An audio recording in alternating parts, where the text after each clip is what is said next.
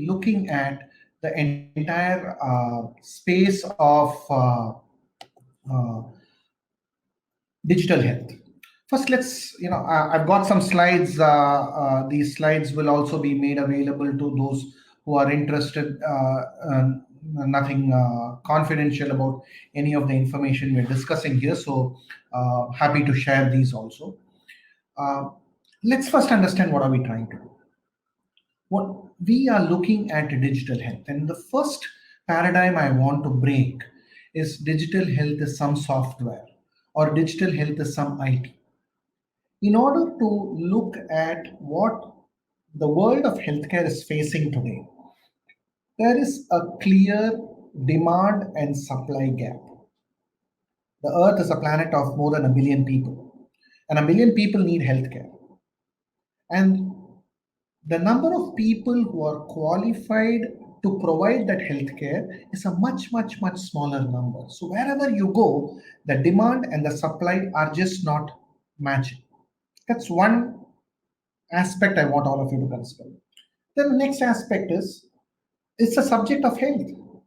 So wherever we go for healthcare, in whichever mode we go for healthcare, we expect nothing short of the best. And why is that expectation? That's primarily because it's all about me or my loved ones, and I need the best because it's my state of health, my living, and I just can't have a discussion on anything that's going to be lesser than the best. Now let's further go and quantify what do we mean by best. Best means quality. Best means clinical outcomes. Best means no errors. Best means quick, efficient. Now you bring so many aspects together and then go back to my first problem statement, the demand and the supply. Let's be logical on how is this going to happen. That is essentially where you get digital health. I really want to make it amply clear to everybody that digital health is not about putting in some software and expecting some miracles to happen. It is not about that at all.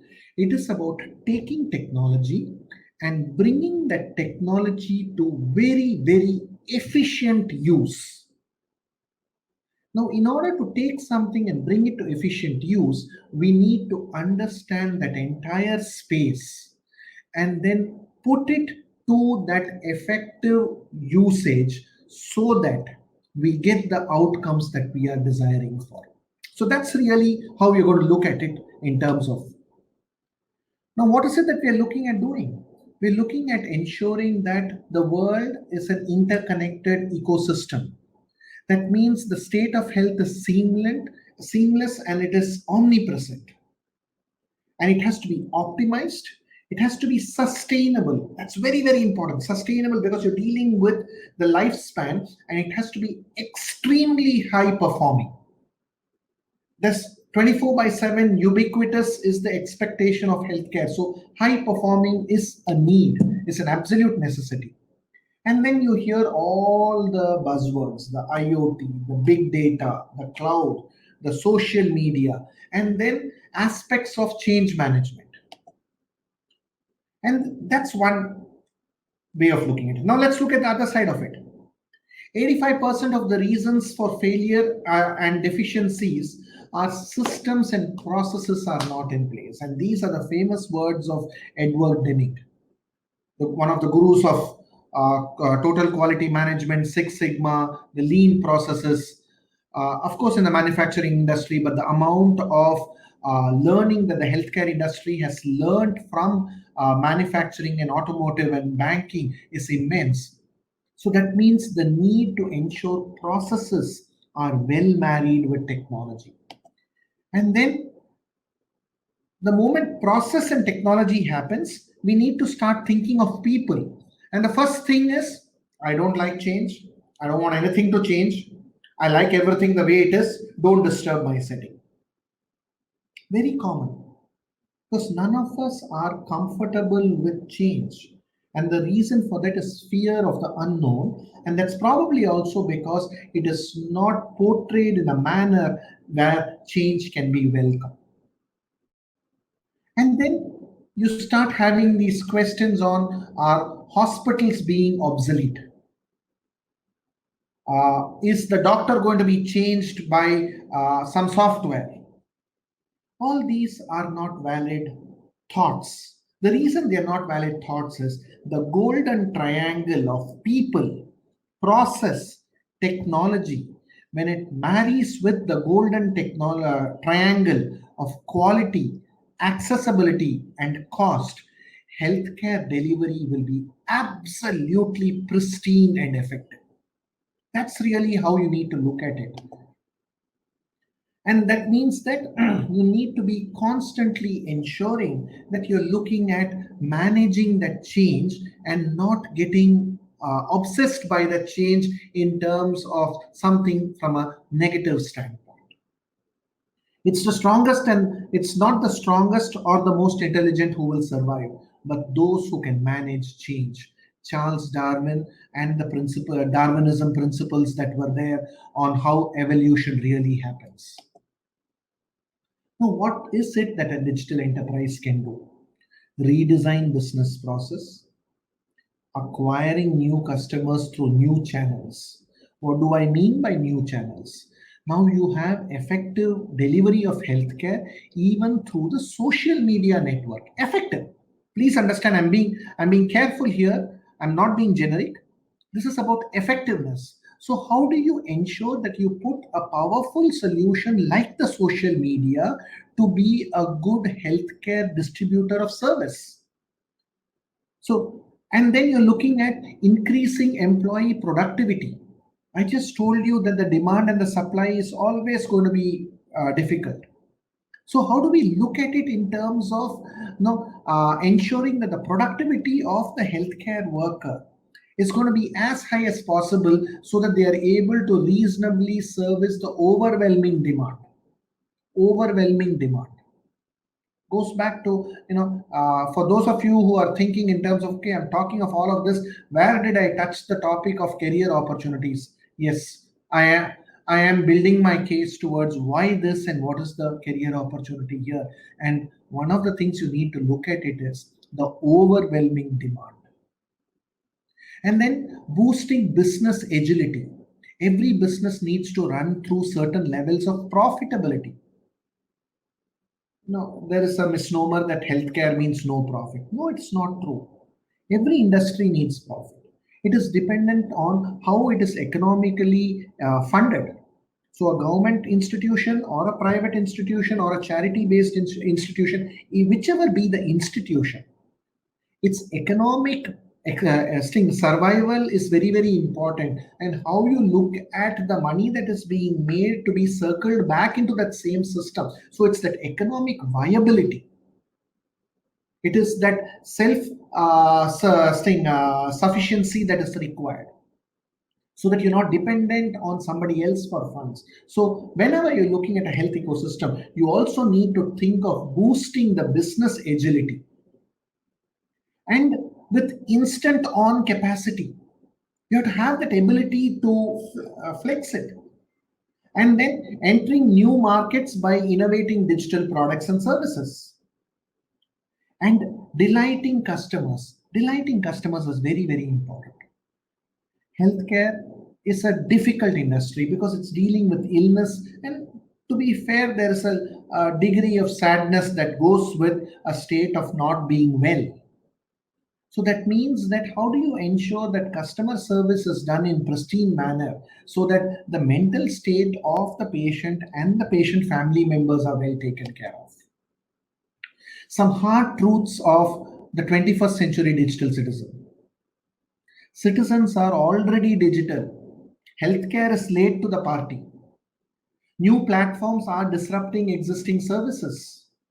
And please don't think of healthcare. Please think of all services around us, whether it's the electricity board or whether it is a cinema ticket or it's paying your water bills. Look at all of it. It's being done through the mobile phone. People are comfortable using the mobile phone in whichever manner we're looking at. So how do we look at things being put to use? I spoke about social media. Social media is not just about chatting and getting together with friends. It can be put to effective business use cases for effective delivery. And if you look at it, in a land of a billion people, we are data rich and insight poor. So I'm using big words: data rich, insight poor. Let's ask a very simple question. Healthcare has been there for so many years. What did you learn from healthcare over the many years that it has been there? Yes, you will get some answers. You will get some very powerful answers. But is the answer powerful enough to fuel sustainability into healthcare? That is what we are looking at, a state where we are currently data rich and insight poor. And what are insights we are looking at? Individual cost prediction, the next best action for the care plan, continuous connection with the care team, not just a single person, it's a team of people. And then the outcome based payment. And whenever I talk of healthcare, please don't get misdirected also that it is only doctors and nurses and clinical people. Yes, no doubt they are absolutely important, but it is also the ecosystem of the non-clinical people, the operations team, the administration, the back office who are making the clinical people effective. So it's that composite care team that makes healthcare delivery effective. Now, what is it that we are looking at as a value model? Affordability, inclusiveness, scalability, replicability to be balanced. And that's the burden of disease. That is to be balanced with new models of healthcare, which is pervasive health, health tech, ecosystem, standardization, precision in context, precision. All of these are new models that are emerging. What is the shift in the industry paradigm? In integrated care delivery models, from sickness to wellness, patient empowerment, that means federated care models, and the convergence of healthcare and life sciences.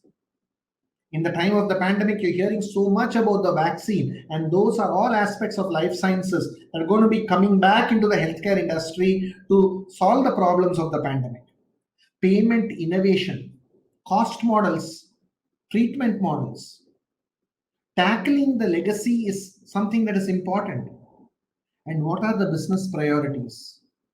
Personalized medicine, affordability, accessibility, information centric decision. That's very, very powerful. Information centric decision. Again, don't think of it from a healthcare standpoint, think of it from what you are seeing in other industries. Information specific decisions. Focus on quality. Look at how effective it can be. And now, what is the world going into? The system of record becoming an API economy, the API economy becoming a conversational economy, and the conversational economy becoming a cognitive economy. As I'm seeing the chat questions, I'm also seeing questions being asked on whether this is a management course or more on health IT and clinical, and I'm going to answer that question too. And to answer that question, probably the question has come in the right time. Look at the direction of the health industry that is going here. If you look at this picture, is this picture about technology? Is this picture about management? Is this picture about quality? Is this picture about financials? Is this picture about business model? Well, the answer is everything yes. Everything yes. So that is where we are looking at health IT. We've got IT, we've got health, we've got management, we've got quality. Can we bring everything together and formulate a course on digital health? And this, my friends, will give us the way by which the entire healthcare industry can move forward. This is the need of the hour. And as we talk about it we will talk more in terms of what are the changes that are happening too. And then the whole aspects that we learn from the Darwin principles of survival of the fittest, being agile, being diversified. Let's understand being agile now. Let's take example of the pandemic itself. The need for immediate isolation centers, the need for oxygen beds to be opened up, the need for additional ventilators, so much of innovation over ventilators, the need for face masks, the need for the PPE kits. So much of healthcare needs that happen, being agile, that capacity planning, that ability to service a billion people, the combination of life sciences with healthcare, all of this is what you're looking at.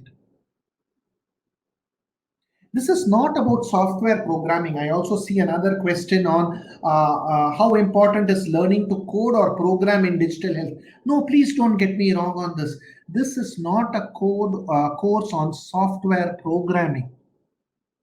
When we talk of digital health, we are talking of technology being used to deliver healthcare. But please understand that means that we need to have equal appreciation and understanding of the technology world, of the world of quality, of the world of administration, of the world of clinical pathways, protocols, and clinical decision support. Merge all of them together so that we can effectively use it. Please don't get me wrong, this is not a software programming course. At the same time, understanding at the required levels to appreciate a problem statement and its potential solution and come to a conclusion on how it can be made sustainable is bringing together all these. So I hope I did answer the question of Trishala on is it about programming. Now you look at this in terms of critical skills for digital transformation. It is all about skill, reskill, upskill. So here is an opportunity for everybody to get through it. It is about the operations team. It is about the IT workers. It is about management professional. It is about those who are in other industries who are looking to get into healthcare. Let me spend some time on the growth of the healthcare industry.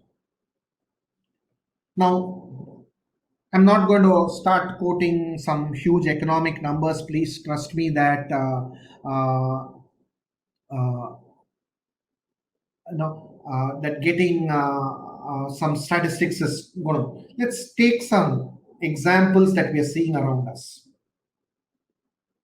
Now, you would have noticed about 10 years back, whenever a country's election is being fought, it's being fought on several issues of national thing, unemployment, growth, and all of that.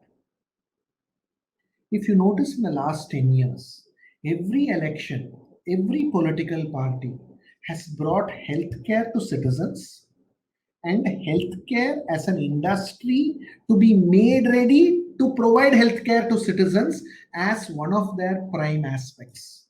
Why? Because you see the need in that industry segment. Now let's talk economics and let's talk business here. We are seeing the benefits of the financial sector. We are seeing the benefits of the automotive sector, the insurance sector, the manufacturing sector, the hospitality and the travel sector. All of them are servicing the economy. Similarly, healthcare, when coupled with technology, is looking at a market of a billion people who need healthcare to be provided. And when those services are effectively provided, it has a very viable economic stream for sustainability, indeed profit making, and thereby the birth of a very, very high potential sector that couples knowledge with skill. So you're bringing all talents together. And I can't stress so much that please don't consider digital health as some software. It is a culmination of an ecosystem, that ecosystem that can be used to very successfully deliver healthcare. Of course, we need to have appreciation. Appreciation is not necessarily equal to being a master in every aspect of it. Let's take an example. You have a car or a scooter or a motorcycle. Are you an expert at the manner in which that engine is crafted? The engineering behind that core engine, that combustion engine. Let's be honest, all of us drive vehicles. Do any of us have a solid learning on it? No. But at the same time, do we have enough appreciation of how to take care of the engine so that it can service the running of the vehicle effectively? That is something all of us will know. That's an example on the difference between the world of IT and the world of digital health that can be used for healthcare delivery. I hope I've Sting explained. And now you look at it in another way also. You're going to completely reimagine user experience. It's going to be really fantastic in terms of how you get to do things. What were to be typed is now becoming conversational. That means we start using natural language processing. You see the effective usage of chatbots that take information and translate it back. That's the power of it. That means it's a complete re-engineering, reimagination experience that can make the delivery as perfect and error-free as possible. Not only perfect and error-free, but also ensuring that it is available 24/7, ubiquitous. And then now let's look at the future of the healthcare. It's going to be about information utility, generation of insights, the hyper productive employee and digital workspace, the digital marketplace and platform economics. We just spent time understanding that. It's basically the grouping of intelligence, orchestration, and automation. This sums up very well in terms of what is the potential of this digital health in the healthcare industry and the need for people who have appreciation for all of this. And now let's look at it in terms of there's a question here that says, what's your view on digital healthcare delivery to masses? Does India have the required infrastructure? Well, I'm not going to answer that question because yes, there is a lot of gaps in what we need to have. But this slide exactly gives you an answer to how we can bridge that gap. And how we can bridge that gap in a sooner manner, in a time period that's much shorter, where we can think in terms of months and not in tens of years. That's how you look at it. You look at information utility with digital marketplace, reaching that whole aspect of automation, intelligence, orchestration, so that you see the entire aspect of digital health being used to deliver real-time healthcare, whether it is primary healthcare or secondary healthcare, or whether it is tertiary healthcare, or the wellness aspect of keeping people healthy, preventive medicine. All of that put together is what you're looking at by effective bringing together of technology, medicine, and science, and using that to craft the industry. And now automatically when I say all of this, please understand the level of people and the knowledge workers that are required in the industry with this knowledge and skill set to make this vision happen. Not only for our country, for the whole world put together with a very, very beneficial economic model. Beneficial economic model is not always a high cost economic model. It is a right pricing for the right service at the right point of delivery. And that is where the power of digital technologies helps in healthcare delivery and thereby creating a very, very powerful marketplace. What is it that you're looking at? You're looking for design for simplicity, built to run, allows flexibility, provides customer insights, continuous integration and continuous delivery, leverage customer assets. What do I mean by leverage customer assets? If I give you a mobile app that you can run on your own phone and then we can have a conversational view of it, you can look at how effectively you are leveraging assets, driving healthcare values, you as much exploiting open source as a technology and driving agility.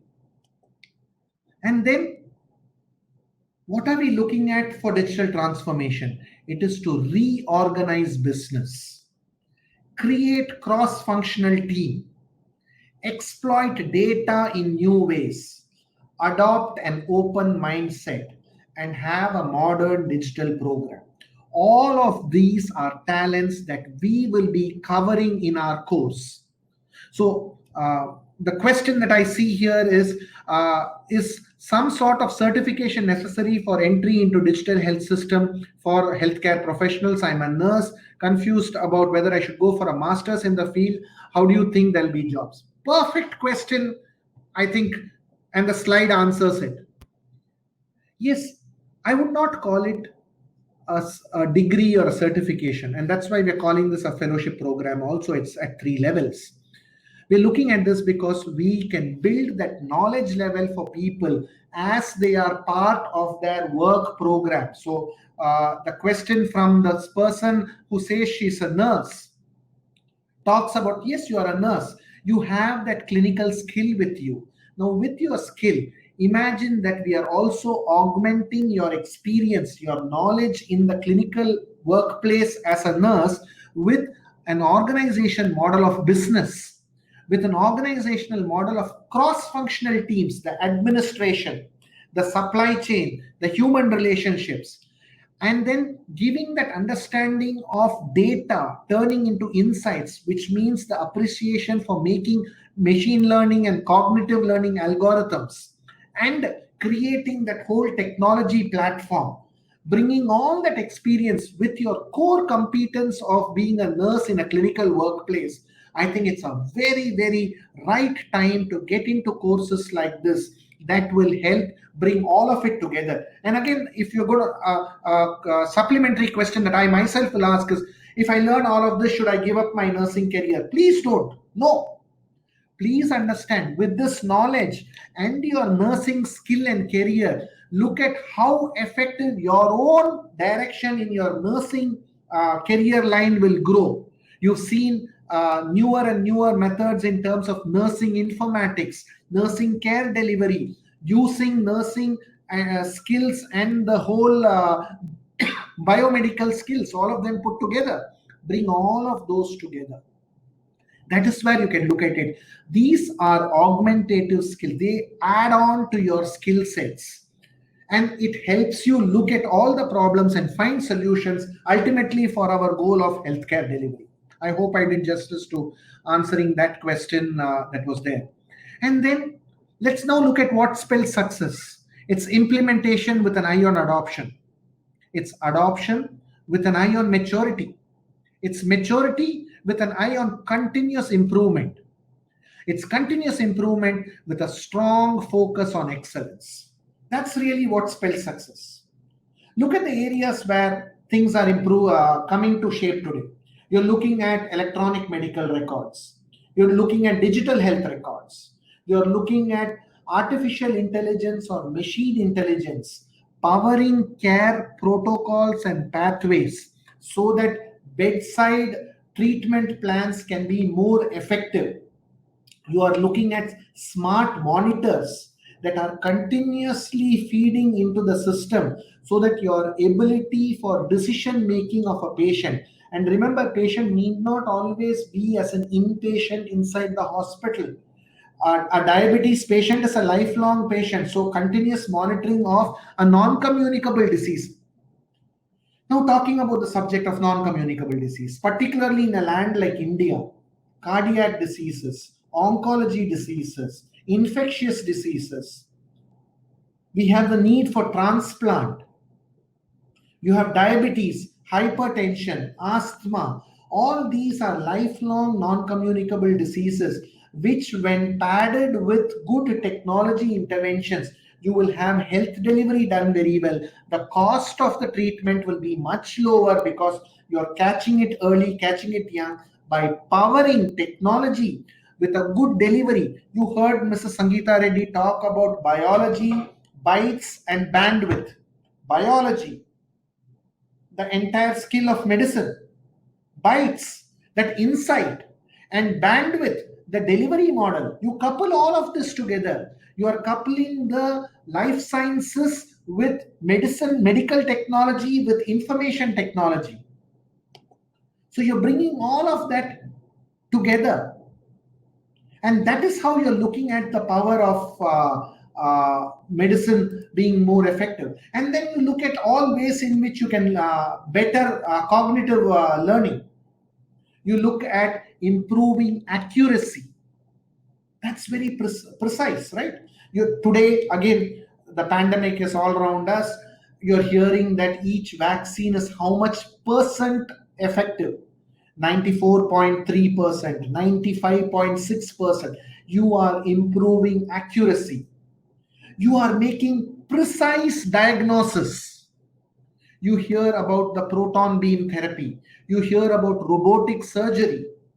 All of these are engineering skills coupled with biomedical skills, coupled with knowledge of medicine, coupled with the economics of providing healthcare is what you're looking at, bringing all of this once again together. And then you're looking at supporting other normal forms of healthcare needs that are related to wellness, mental health, the whole sustainability of it. And then you're looking at all this world of auxiliary robots. And then you're looking at augmented human capabilities in terms of augmented learning, or cognitive learning in terms of training. How you can use virtual reality for training. All of these are digital skills coupled with medical skills for the delivery of it. So please don't think that this is only about a hospital, this is only about a inpatient. Please don't think that this is only for management people or this is only for quality people. We are coming with a new blend of a career line that couples all of these skills together. Quality, yes. Management, yes. Economics, yes. Medicine, yes. Information technology, yes. Analytical thinking, yes. You're bringing all of this together to make a career path where the goal is going to be delivering pristine healthcare to billions of people who deserve it, who want it. There is a market for it. What do you mean by there is a market for it? In healthcare, it's wrong for me to use the word market because all of us have our own health issues that we are dealing with. We are the market. Our different conditions, including the lifestyle conditions. Some of us are working, we wear glasses. Some of us are sitting in a place, we put on excessive weight. We get into some sort of depressed way of working, mental health issues. That couples with certain lifestyle diseases, diabetes, hypertension, asthma, all of those. So you look at all of this put together. So this is not about one particular area. This is bringing all of this together. This is the need of the hour today. This is the need for this industry. We have seen the benefit in all the other industries, manufacturing, financial sector, aviation, hotels, all of those. Healthcare is a booming industry, and this coupling of all the skills is absolutely required.